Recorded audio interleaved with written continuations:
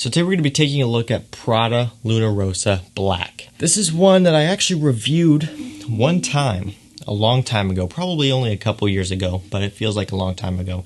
And that review was from a sample that I had, and I don't remember my full thoughts. I didn't think I was the biggest fan of it at the time, and I'm back with a full bottle. I've had time to wear it, I've had time to test it, and it's a fragrance that I actually really enjoy now. It's really grown on me. I've really come around to it. And it's a great scent. I think Prada makes some amazing fragrances. Their Luna Rossa line as a whole is pretty solid. And this one right here is really good as well. So I'm going to be reviewing this one. I'm going to tell you how it smells, how it performs when you can wear it, and ultimately if I think this one's worth picking up. So if you want to pick one up for yourself, I will leave a link down below to Fragrance X. They're a great fragrance discounter. It's where I got mine from, and it's a great way to save yourself some money. You know how to pay full retail for this one. You can get it at a nice discount. It's not a cheapie, but it's also not like a Chanel or a Dior priced fragrance. It's pretty reasonable, and we'll talk about more of that later on in the video. So let's go and jump right into how this fragrance smells. Now when you first spray this one, you'll see right away that this is a powdery fragrance. So if you are coming from something like a Versace Pour Homme, a Nautica Voyage, a Bleu de Chanel, whatever, you know, something along those lines, more of the citrus woodies, this is going to be different for you because this one's all about the coumarin, it's all about the amber. It's powdery, it's warm, it is sweet, right? Coumarin, amber, and musk is really about all I get out of this one. There's a little bit of patchouli that is listed. There's a citrus note, I believe bergamot, that is listed. Don't really get a whole lot of those. It's all about the notes that I mentioned a second ago. Just a very powdery, warm, and inviting fragrance. So this is not going to be for everyone right off the bat, and I just want to make you aware of that. Some people may love it. Some people may not, just because you may not be into the warm, powdery fragrances. Sweet fragrances, they're great, but this one is more than just sweet. It just has that overwhelming powderiness about it. You know, it's not like a gourmand sweet. It's not like a nice caramel sweet type of scent. I mean, this one really is powdery right off the bat. For me, it smells nice. It smells upscale. It smells classy. It's almost powdery as if you consider something like Dior Homme Intense. It has a powderiness about it, but for whatever reason that gives it this kind of classy upscale type of smell. That's what this one has as well. I'm not saying it's like Dior Homme Intense because it's not. There's no iris in here, there's no cacao in here, nothing like that. But it just has that type of upscale, classy, evening out type of scent. Like when I smell this one, my mind immediately goes to a well-dressed gentleman out for the evening, whether he's going to a dinner, going to a date, going to a party, whatever it is.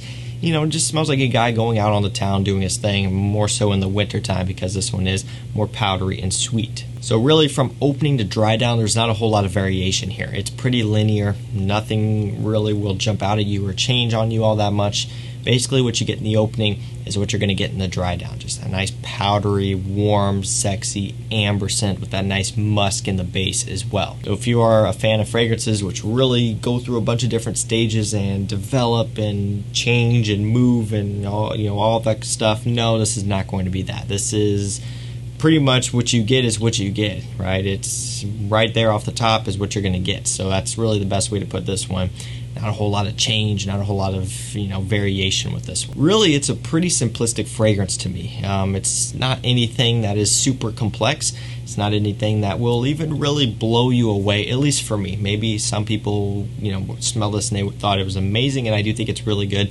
But for me, when I first smelled it, I was never like, ooh, that is really good. And there's just not that ultra wow factor about it. But to me, there is something about it that I gravitate towards. There's something about it that I really like. You know, as I've been testing this one more, as I've been wearing it more, this has been my scent of the day multiple times because there's something about it that keeps bringing me back for more. I keep reaching for it and going, hey, that, you know, that smells really nice and really pleasant, especially here for wintertime. This just works. It's a fragrance that is just pretty wearable in the cooler months, and it's just a fragrance that you can do and wear for a lot of situations. Performance on my skin is pretty solid, about 7 hours of longevity. Not really anything that is too crazy strong, long lasting, but I can't really complain with 7 hours. That is what it is. Projection is soft on me, so it's one where it's more of an intimate type of fragrance. Be good for a date, be good for an evening out if you want to be a bit more alluring and not really necessarily announcing that you are here, kind of letting people get a bit closer to you. They pick up a whiff, they come in even closer to smell more. That's what this one is about on me. Not the strongest projector, although on other people's skin, it could behave differently. For me, it's just about on the softer side for me, which is fine because I have enough fragrances which will fill up a room. And this is kind of nice to have as a bit of a different change. Something if I want to be a bit more intimate, this fragrance would work great. That warm, powdery sexiness is something that I think should be discovered rather than be announcing to everyone within 10 feet of you. But with that softer projection does come a nice sillage. So it will leave a nice trail in the air and waft in the air just a little bit. Again, nothing crazy strong, but it will linger around just a little bit. So if someone kind of comes up behind you, they'll be able to catch a whiff. Quality-wise, I think this is an amazing quality scent. No issues there, nothing that is sharp, nothing that's synthetic, nothing that smells unnatural.